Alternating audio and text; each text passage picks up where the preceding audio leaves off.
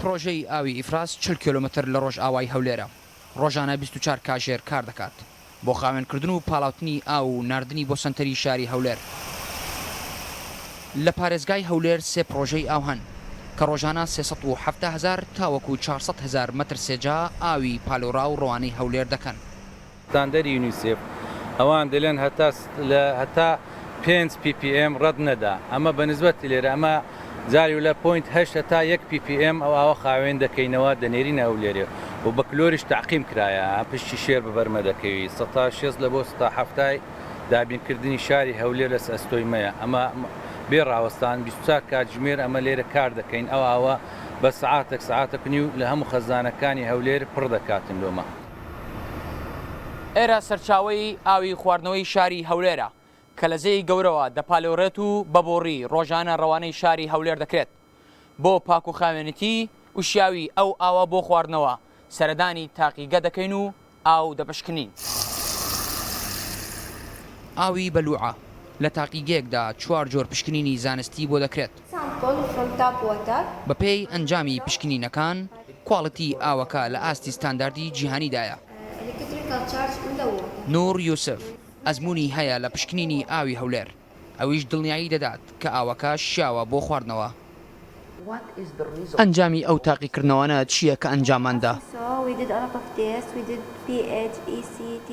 وەک بینیتان تاقیکردنەوەی زۆرمان ئەنجامدا، pH، EC و TTSمان ئەنجامدا و هەموو ئەنجامەکان لەسەر ڕێژەی ستانداردی ڕێکخراوی ئاوی جیهانی بوون.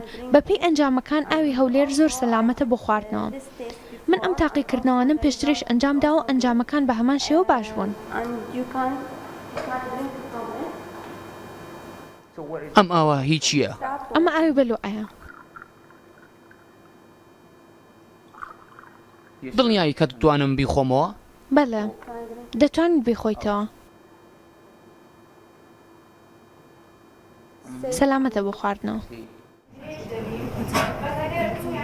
سروە هەلسەنگاندنی بۆ ئاوی هەولێر کردووە و بەشداری کرد لە کۆنفرانسی هەلسەنگاندنی جۆری ئاوی هەولێر. پێکاتەی جیۆلۆجی ناوچەکە هۆکارێکی سەرەکیە بۆ خاوێنی ئاوی هەولێر.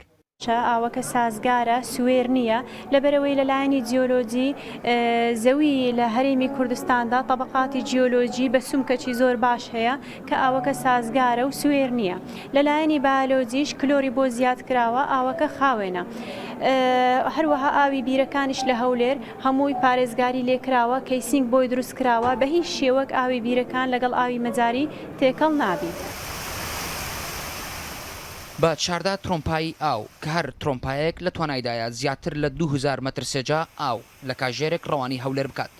1120 بیری قوول لە سنتەری شاری هەولێر هەن، بەڵام تەنها 500 لەم بیرانە پشت بە ئاوی ژێرزەوی دەبەستن. ئەوانەی دیکە لە ئاوی ڕووباری زەی گەورەوە و لە ڕێگەی پرۆژە ئاوەکانی ئیفرازەوە پڕ دەکرێن. پرۆژەی ئاو بۆ شاری هەولێر شتێکی نوێ نییە. 2700 ساڵ پێش ئێستا لە سەردەمی ئاشووریەکان سەنحاری پاشای ئەو کاتی هاشووریەکان هەوڵیدا ئاو لە ڕووباری بەستوورە کە ئەمەیە بگەێنێتە هەولێر و قەڵای هەولێر. بەڵام لە ڕووی کرداریشەوە ناکرێ ئاو لە شوێنێکی نزم بگوازرێتەوە بۆ شوێنێکی بەرز وەکو هەولێر. بۆیە هەڵسا بە کۆڵینی زنجیرە بیرێک بە دووری 42 کیلۆمەتر لە بینی هەر یەکێکیان و دواتر وەکو تونێڵ گەیاندی بەیەک کە پێ دەڵێن نۆکەند و ئاوی گەیاندە شاری هەولێر و قەڵای هەولێر. مەهدی فەڕەج ڕووداو، بەستوورە